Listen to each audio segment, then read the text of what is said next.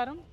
ఇవాళ నిమ్స్ హాస్పిటల్లో మరి నిజామాబాద్కి సంబంధించినటువంటి ఎక్సైజ్ కానిస్టేబుల్ గారు సౌమ్య గారిని చాలా దారుణంగా స్మగ్లర్స్ గంజాయి స్మగ్లింగ్ చేసే ముఠా నిజామాబాద్ నడి పట్టణంలో దారుణంగా కారుతో గుద్ది యాక్సిడెంట్ చేసి మళ్ళీ కార్ రివర్స్ చేసేటప్పుడు కూడా అమ్మాయి శరీరం మీద నుంచి కార్ రివర్స్ చేసుకొని వెళ్ళిపోవడంతో చాలా క్రిటికల్ కండిషన్లో ఇవాళ అమ్మాయి ఇక్కడ నిమ్స్ హాస్పిటల్లో చేరి ఉన్నటువంటి సందర్భాన్ని మనం గమనిస్తూ ఉన్నాం. నిన్న నిజామాబాద్లో కూడా ప్రైవేట్ వైద్యశాలలో మంచి వైద్యం అందించే ప్రయత్నం చేసి ఇక్కడికి తీసుకురావడం జరిగింది. ఇక్కడికి వచ్చిన తర్వాత నిమ్స్లో కొద్దిగా ఇంప్రూవ్మెంట్ ఉంది. కాకపోతే ఈ ఘటన ఎంత బాధాకరం అంటే ఎక్సైజ్ పోలీసులు అంటే గంజాయి మాఫియాకి డ్రగ్స్ మాఫియాకి ఏమాత్రం కూడా భయం లేదు అని చెప్పడానికి ఇది ఒక పెద్ద నిదర్శనం. మరి ఈ ప్రభుత్వం అధికారంలోకి వచ్చినప్పుడు డ్రగ్స్ ఫ్రీ సమాజంగా చేస్తామని చెప్పారు. కానీ ఇప్పుడు ఎట్లయిపోయిందంటే ఫ్రీగా డ్రగ్స్ పంచుతున్న లెవెల్లో ప్రతి గ్రామంలో డ్రగ్స్ మోపైనాయి, ప్రతి గ్రామంలో గంజాయి మోపైంది, ప్రతి గ్రామంలో యువకులు చిన్నపిల్లలు మరి చాలా దారుణంగా స్కూళ్ళల్లో కూడా అందుబాటులోకి తీసుకొచ్చే పరిస్థితి వచ్చింది. దీనివల్ల డైరెక్ట్గా బాధపడేది మా ఆడబిడ్డలే. ఏదేమైనా గృహహింస పెరుగుతున్నది, ఆడవాళ్ళ పట్ల అసభ్యంగా ప్రవర్తించేటటువంటి కల్చర్ పెరుగుతున్నది.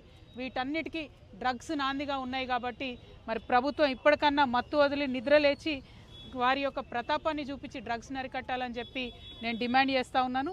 ఎక్సైజ్ అధికారులకి ఇదివరకు ఉమ్మడి ఆంధ్రప్రదేశ్లో ఉన్నప్పుడు వారికి కూడా వెపన్స్ ట్రైనింగ్ ఉంటుంది, గన్స్ ఉంటాయి. కొద్దిగా ఎక్సైజ్ వాళ్ళ దగ్గర ఆయుధాలు ఉంటే ఈ డ్రగ్స్ మాఫియా అయినా గంజాయి మాఫియా అయినా వీళ్ళు భయపడేటటువంటి ఆస్కారం ఉంటుంది.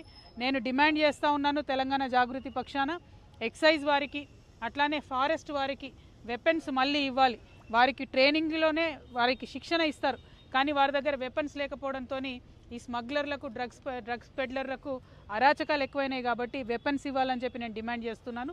మరి తెలంగాణ జాగృతి నాయకులకు కార్యకర్తలకు మేము పిలుపునిస్తూ ఉన్నాం.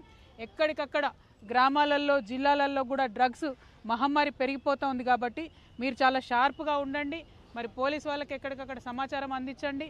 దయచేసి యువతలో మంచి దృక్పథాన్ని పెంపొందించే ప్రయత్నం మనం చేద్దామని ఈ సందర్భంగా తెలియజేస్తూ ఉన్నాను. Thank you. జై తెలంగాణ. కండిషన్ క్రిటికల్గా ఉంది. కుటుంబ సభ్యులనైతే నిజామాబాదు మేము మళ్ళీ ఒకసారి కూడా వారిని ఆదుకుంటాం, జాగృతి తరఫున అండగా నిలబడతామని చెప్పాం. ప్రభుత్వము డిపార్ట్మెంట్ వైద్యం అందిస్తూ ఉన్నారు. కానీ అసలు ఒక గంజాయి స్మగ్లింగ్ చేసే ముఠాకి మేము ఎక్సైజ్ కానిస్టేబుల్ ఢీ కొట్టచ్చు అనే ధైర్యం వచ్చింది అంటేనే యాటిట్యూడ్ చాలా మారిపోయినట్టు అర్థం, విచ్చలవిడితనం పెరిగిపోయిందని అర్థం. దాన్ని ఖచ్చితంగా తగ్గించాలి, లేకపోతే సమాజంలో అందరికీ కూడా నష్టం జరిగే పరిస్థితి వస్తుందని నేను భావిస్తూ ఉన్నాను. మేడం సంతోష్ రావు గారికి సిట్ నోటీసులు ఇచ్చింది ఈరోజు 3 గంటలకు రమ్మని, దాని మీద